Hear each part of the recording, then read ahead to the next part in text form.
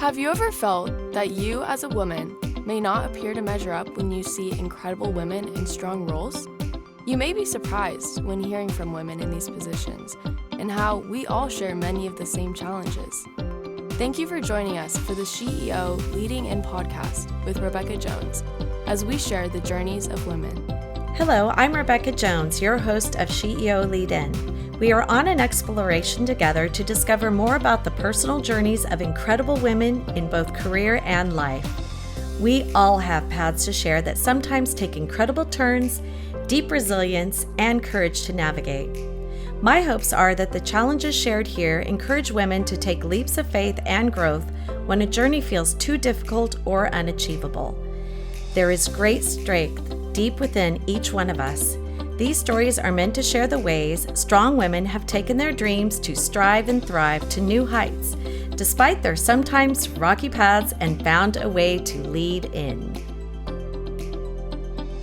Today we have Elsa Morales-Roth with us. She's with the Emilio Nares Foundation. How are you today? Hi, Rebecca. Really great. Thank you for having me. So excited to hear a little bit about you. Let's start off with a little bit of an icebreaker. Do you have like a fun childhood story you'd like to share with us? Ooh, so I used to, so I was born and raised in Tijuana, and I remember just grabbing onto that bike and, pedaling away and just having fun. And it was very much about off-roading and such. And I feel like I always was like a little tomboy in a sense, right? Ready for adventures and all of that. So I think all of my memories have been, being on that bike and just running around and with the kids and just having a really, really good time. So I think that I have so many memories about that. I think just riding my bike all the time, everywhere. I love it. Mm-hmm. Well, back when I was a kid too, we used to always, my mom would say, okay, when the street lights come on, be home by then and Yes. dinner will be ready. So yeah, I did a lot of adventuring myself. That's a great memory, because when you think about all the adventures that you went on and all of the ways that you were just able to spread your wings and find out who you were, I think those are important moments in our lives. Exactly. And to your point, like be back before dinner, right? Yeah. And having your old friends, like making sure that you would play around and make up even with little sticks, like wooden sticks, and you would create those amazing adventures and just let your imagination run wild. So I think those are the best memories. Yes, and I don't think our kids do it enough, because a lot of times they're inside, they're playing video games, they're not out adventuring in the world, which I think is a bummer. Yes. I don't really like that. Anyway, okay, so let's talk a little bit about your work, because I know it's an interesting story. So tell us a little bit about the foundation, how it started, and what you do every day. Yes, so I'm very honored to be part of the Emilio Nares Foundation. I'm their new executive director. And what we do is we support families when their child gets diagnosed with cancer. So once they get diagnosed, it's a very complicated situation. You start asking 10,000 questions. Where do I start? What are the questions that I should be asking? Where do I go from now? So what happens is they get immediately referred to a social worker at Rady's, which they're phenomenal, at Rady's Children's Hospital. And what they do is they support them, but then they refer them to us, where we sit down with them one-on-one and say, how can we help? Do you need shelter, food, access to healthcare, mental health, whatever that looks like? And we handhold them throughout the process. So we ensure continuum of care. And one of the main services that we have is free transportation. So when we started, Richard and Diane Nares, parents of Emilio Nares, we are honoring, they saw this need when Emilio Nares, their son, was diagnosed with leukemia when he was 3. They saw this need of just accessing healthcare, accessing chemotherapy. You would have children really riding the bus to get to chemotherapy. Can you imagine that? When your system is immunocompromised, and then coming back to the hospital to a 3-hour bus ride when you're not feeling well. So Richard and Diane, while they were going through treatment with Emilio, saw that need and said, we have to do something. When Emilio was 6, unfortunately, he passed away from leukemia. But they wanted to honor his legacy. So this is why they started the Emilio Nares Foundation. And you would see Richard Nares, which is one of my partners that go the same as Diane. He started driving his van all over San Diego County, picking up children and their families and taking them to chemotherapy. It's just phenomenal work. I'm very lucky to continue the legacy that they started. So 21 years later, here we are, still providing free transportation for all underserved children. But also we have a family resource center, which I was mentioning. We connect people to different resources throughout the county. We serve San Diego, Orange County, Riverside, Imperial Valley, San Bernardino, and South LA. Wow. Yes. And we are basically in Southern California. And we have other programs from Emilio Snack Bags, which is we provide nourishment for the children right after chemotherapy. They have to fast for chemotherapy. And we realized that there was a food insecurity there. So sometimes they would fast for 48 hours because they didn't have access to food. Imagine going through chemotherapy. So with these hospital-approved snacks, every single child receives food right after they receive chemotherapy. So that's one of the programs that we have too. It's just, I'm so honored to be able to, serve the children and families, not only during treatment, but also after treatment. How did we reintegrate them into society when they've been on survival mode, right? Now they have to go back to school. Hopefully they are cancer-free and they ring the bell. And so that we want to make sure that there's a smooth transition there too. Wow, that is a beautiful story. That is really incredible. I do have a question. Yes. Does Richard still drive the bus? Oh, I wonder. Or no, not anymore. Not anymore, but he's our ambassador. So Richard and Diane are always going to be our ambassadors. They actually, we talk I think almost every single day. That's awesome. He will jump on if asked, right? If there's an extra need. But he's always around. He's always helping out. We have supporting with fundraising and all that. Again, they're partners and good. I'm just very lucky and honored to continue their legacy. What a great organization. I mean, they're really, really amazing. So I think probably success and failure, I think probably everything feels like a success when you're dealing with such a wonderful population that really need these sorts of services. I think every day probably feels like a win for you. Yes, it's very lucky that with my colleagues, some of them have been there even before the organization started, so 21 years of service. And I'm honored to just work with them and ensure that we expand the services. And for us, every single child that gets to ring the bell saying they're cancer-free is a win. Yeah. Not only that, but that the family feels supported. It's a very lonely road. Unfortunately, we've seen cases where families, guardians are left by themselves because one of the other guardians said, this is too much.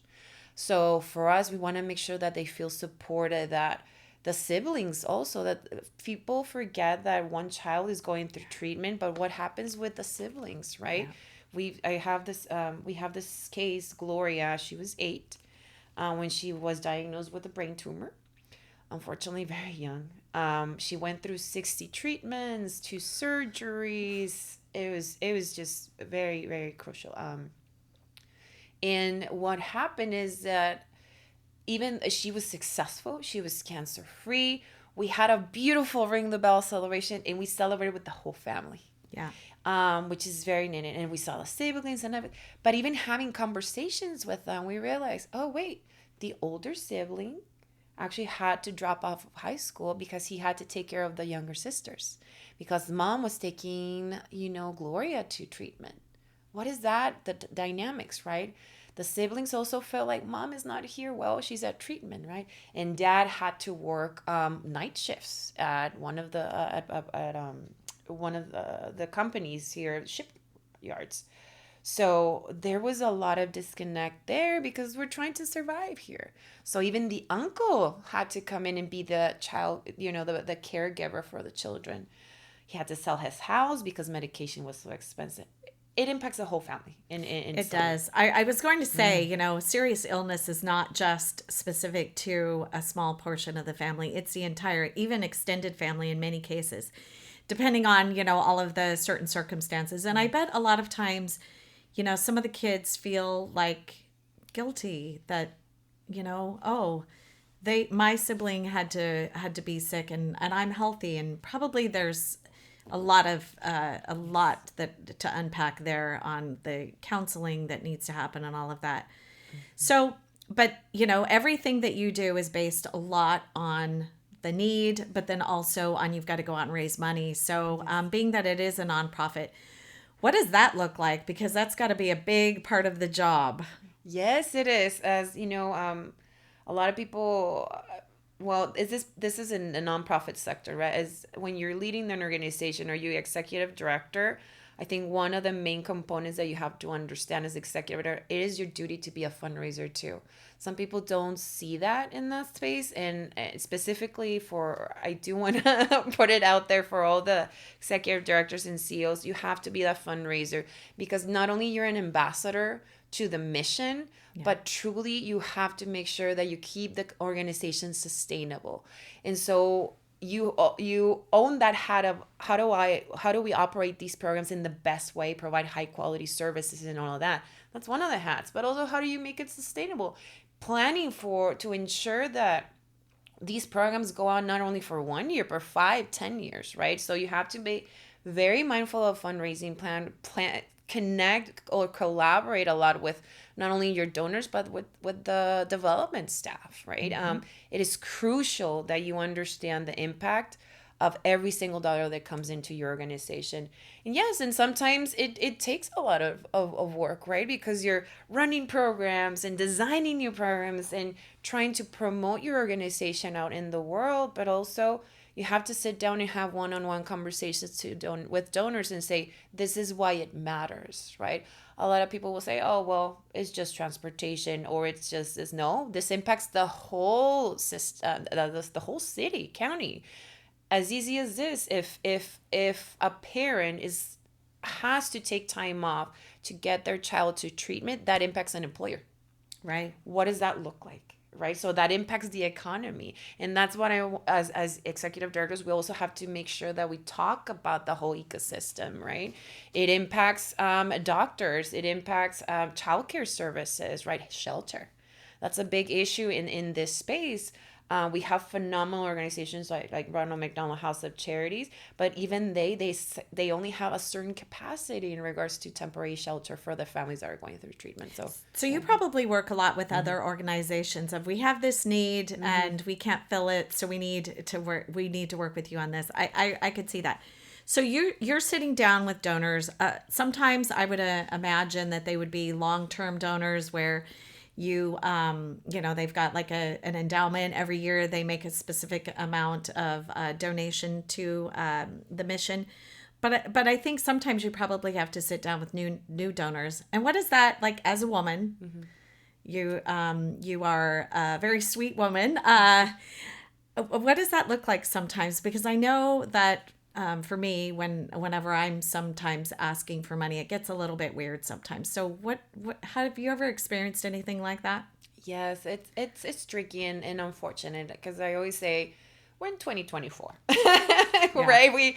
We understand sometimes the power dynamics that happen, specifically in the nonprofit sector, and as women, right? It's the nonprofit sector is one power dynamic because you're asking a donor.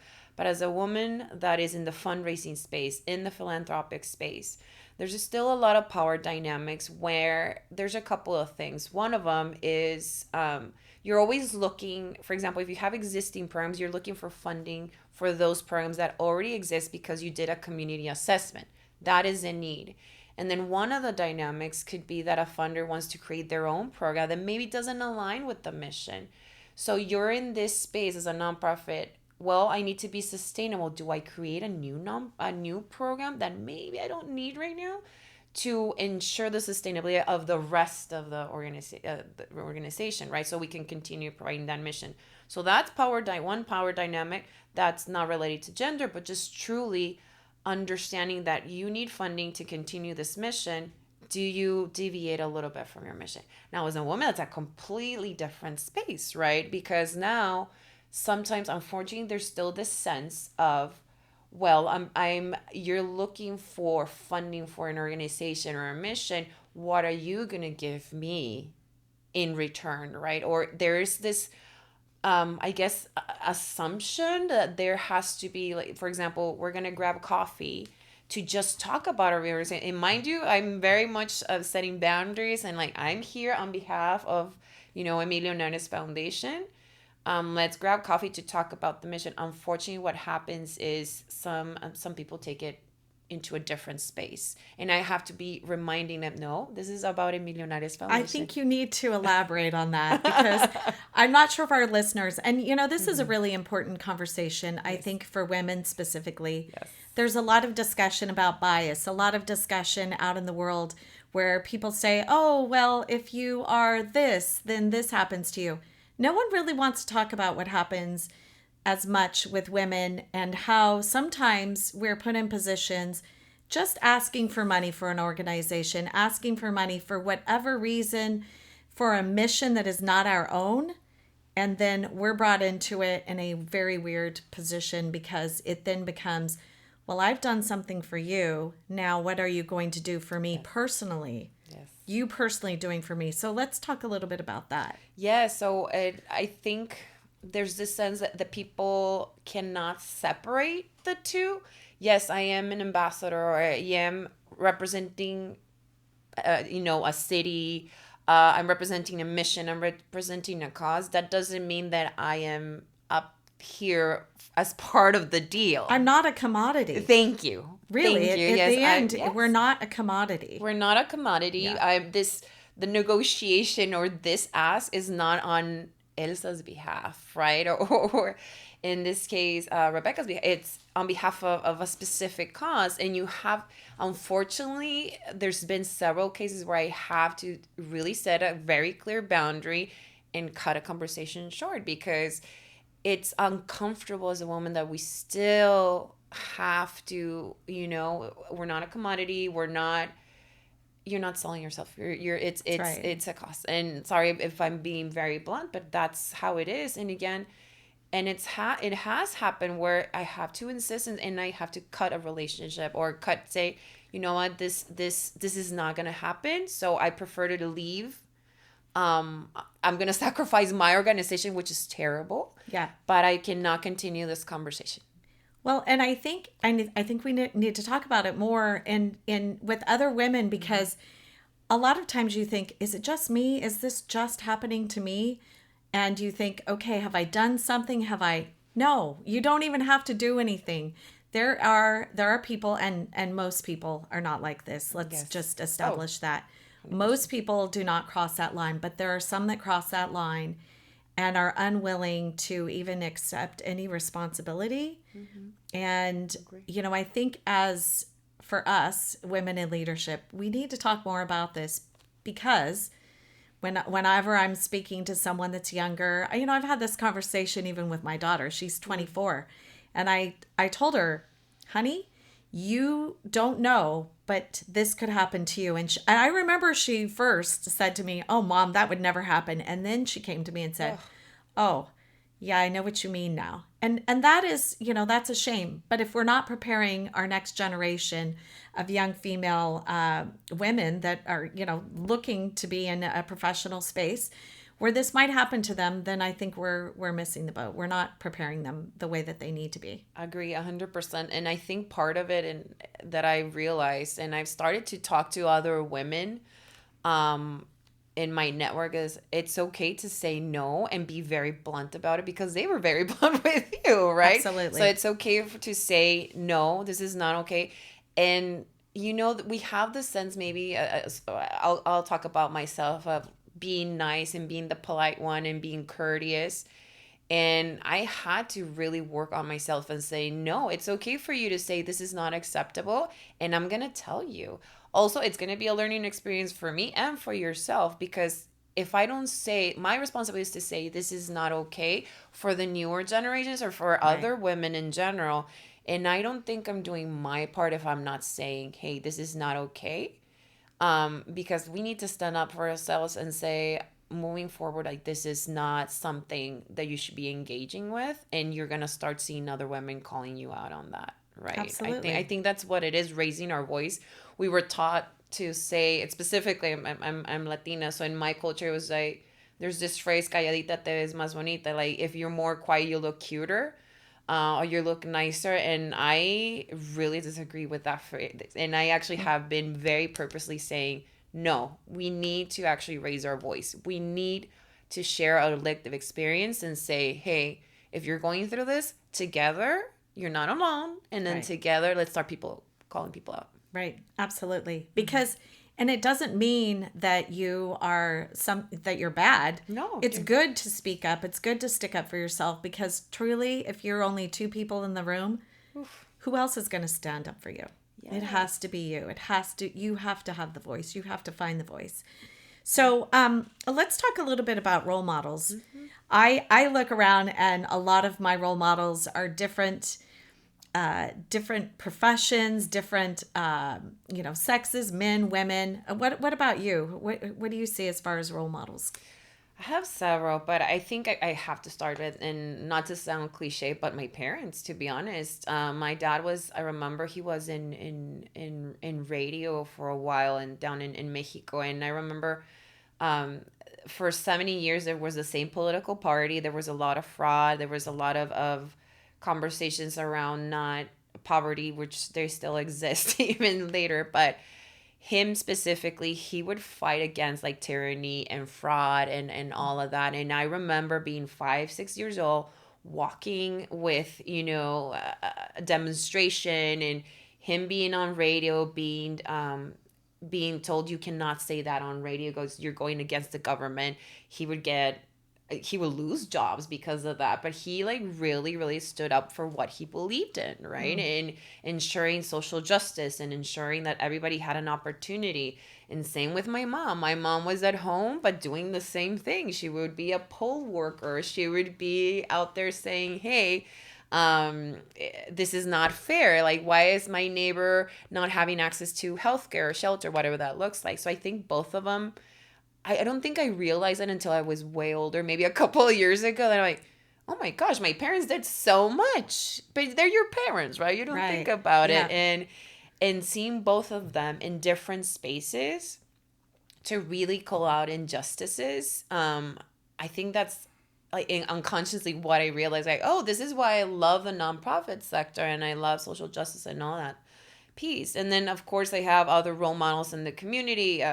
I used to work on another nonprofit, so Arnulfo Manriquez, Lisette Islas, they've been, Lydia Martinez, several people in the community have been my role models, and that have built me and said, you know what, I see you. So I think that's what's key about not only role models following who you want to be, but also the mentorship. Yeah. I think those are my biggest role models, right? Seeing people that believed in me, that saw something in me. I remember being an executive assistant and, coordinating calendars and everything when I moved from to San Diego. And I said, well, I don't know. I don't have much to offer out there, right?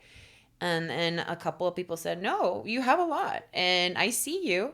And sure enough, they motivated me to start seeing myself as like, okay, can provide a unique voice. So I think that's my role models are the people that uplift others. I feel like, without tapping into a lot of names, like those that uplift others are those are my role models. I want to be that person because it's hard, right? As women specifically, sometimes it's like, we just talked about it. How do you navigate the situation? You're in a leadership role and it's lonely up there. Who is your thought partner? Right. Right. Well, and I'm glad you brought that up too, is, you look around and you see who's got your back, who's trying to help you. Let's talk a little bit about Mean Girls, because it is such an important part too, because I would say that sometimes, people say, oh, I'm my worst enemy. I don't honestly think that in some ways. Sometimes it's other women, and I just don't understand it because I've never been that way. I think that women are all beautiful. We all have our special things about us. Great. We all have something to bring to the table. And, as far as rising together, I know it sounds cliche, but it's true. Like, there is a place for every table, for every woman. Whether you're a strong woman, whether you're more of a deep thinker. I mean, we all have a part in a community. Community isn't all the same. It's everyone being different, and that's the beauty of it. And then we all mesh together and become something more beautiful because we are different.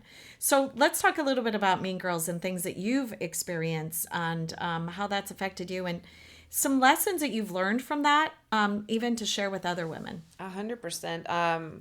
So I'm a big believer of community and collaboration. We were brought into this world by ourselves. That doesn't mean that, we're going to survive by ourselves. We survive because of the community and the networks that are surrounding us. We're lucky to have a beautiful community here in San Diego County. I think my biggest pet peeve is when I start seeing, to your point, the Mean Girls, it talking about inclusiveness, but being exclusive. That doesn't really connect, right? We're talking about being one region and all of us together, and we're gonna uplift each other and all that.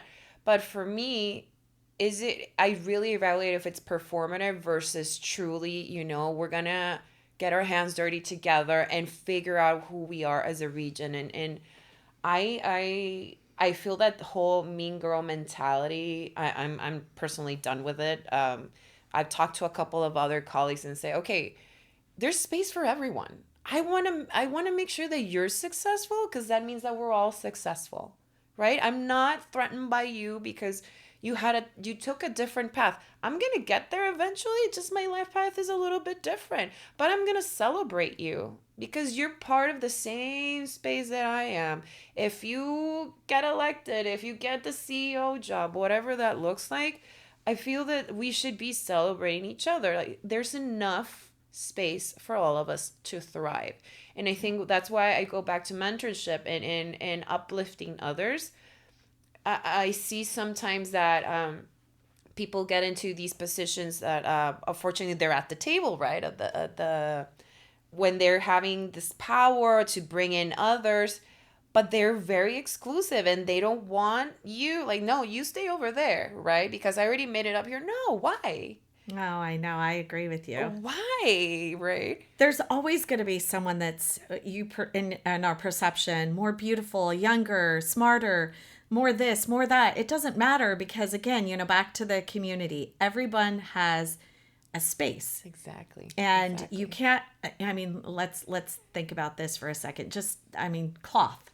You can't just have one thread. No, it doesn't work. It doesn't work. You can't make it what it needs to be. You can try to knit it, but there's still holes in it, right? Yes. You've got to bring in all of the different cloth. When you're weaving something, it's all the different all the different threads to make the cloth. Exactly. It's all of us fitting together, all of us bringing our talents, and we're all unique in all of our different ways. And that's the thing, like, I just have never understood it. I'm always mesmerized when I see someone walk into a room and they are, again, to your point, screaming inclusivity, but they're actually exclusive. And it just doesn't make sense to me. I watch it and I think, what is happening right now? This is crazy. It is so crazy. And to your point, like, everybody brings a unique perspective. Even if you disagree, there has to be a middle point where we have the same mission of serving a community, right? Or growing a business in any sector. You always can find that consensus where, like, okay, we might have different approaches, but let's look at the common thread and let's work on that together, right?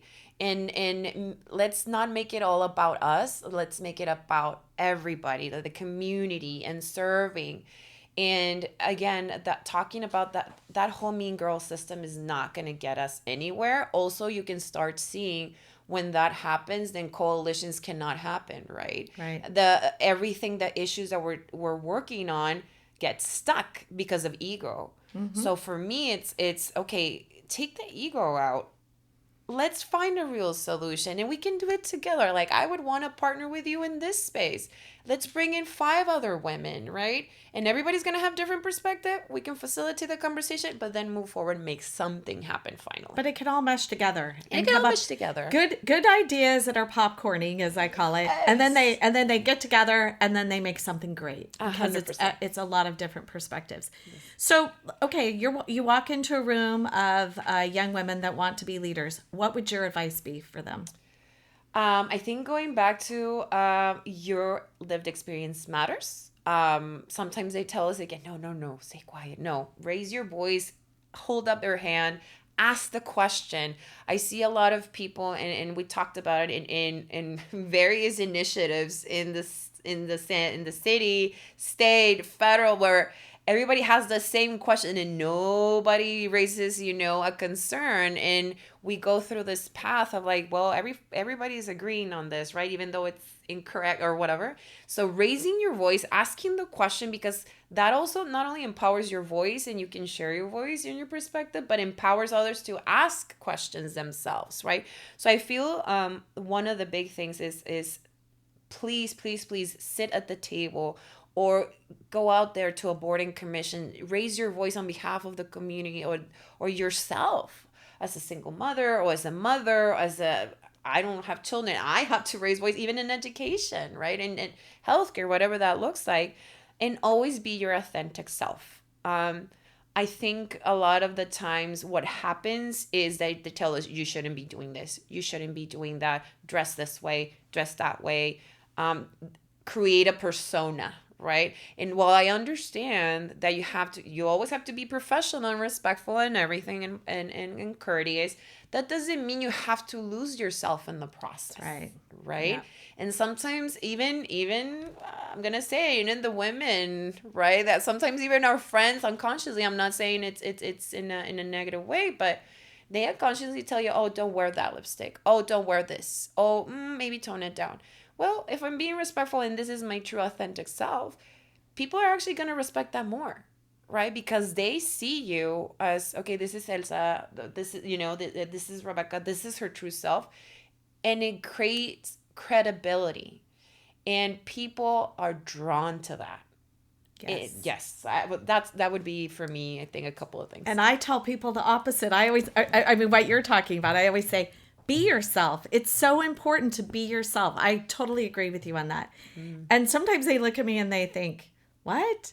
And they don't really get it quite at first. But, I have conversations later where I have people tell me, I'm glad that you said that to me. That was good advice because I actually know what that means now. And it's not something I think, as I've gotten older, I've become more my authentic self because I've had the courage. I've had the people for so many years tell me, don't do this, don't do that.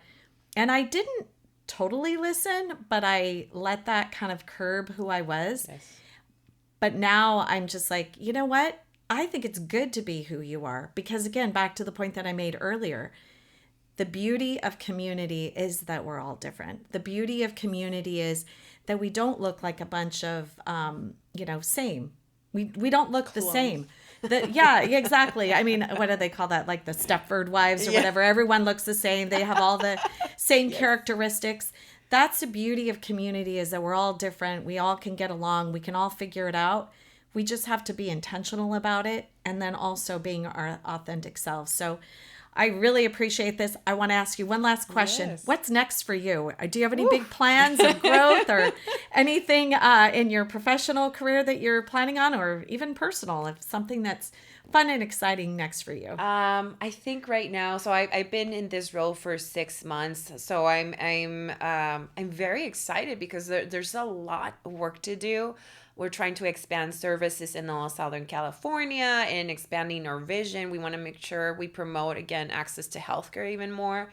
So we're looking at that. I think those are my plans in the next 4 to 5 years, taking Emilio Nares Foundation to the next level.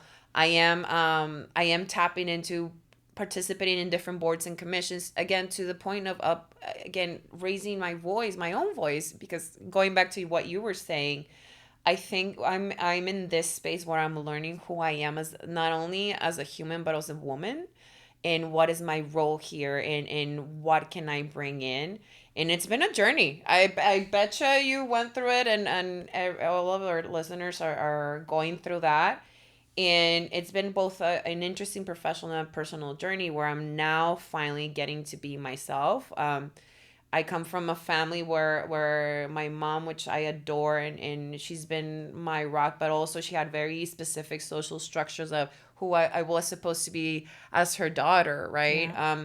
So I'm slowly, I did whatever I had to do, right? But then now I'm finding myself, and I hope this is, I think, one of the biggest advice that I have for the listeners is, who are you? Like, ask yourself a question. And I did this very quick exercise of even asking myself, what is your favorite color truly? What is your favorite fabric? What is the favorite type of music you like to listen to? Who are the 3-5 people that you adore being around? Just asking such a simple question, like answering that just reminded me, like, oh, I thought I liked this. Oh, I thought I liked that. So going back to that, I think I'm in my personal journey. My goal right now is continue to learn about myself, my leadership skills.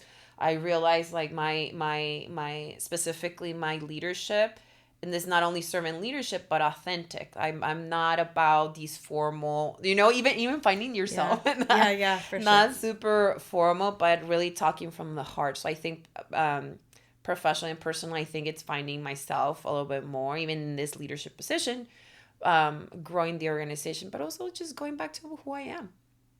Well, and one last thing I'd like to say about that too is it's okay. You're going to evolve. Mm-hmm. Who you are in your late 50s is not who you are in your 40s. It's not who you are in your 30s.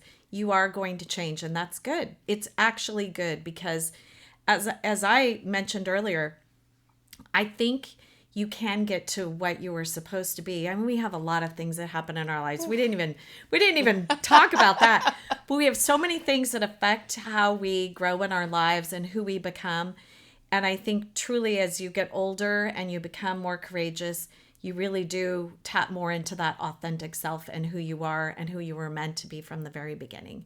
I love that. And to that point, I'll be very brief. There's also, it's never late to start something. And I think a lot of the friends that I really have, I've had conversations where, like, well, I didn't go to college. I always wanted to go or start my own business. Go for it. You're never too old. It's never too late. Surround yourself with a phenomenal network. If you need resources, we'll all figure out as community. But please do not say it's too late. There's always an opportunity for you to start something.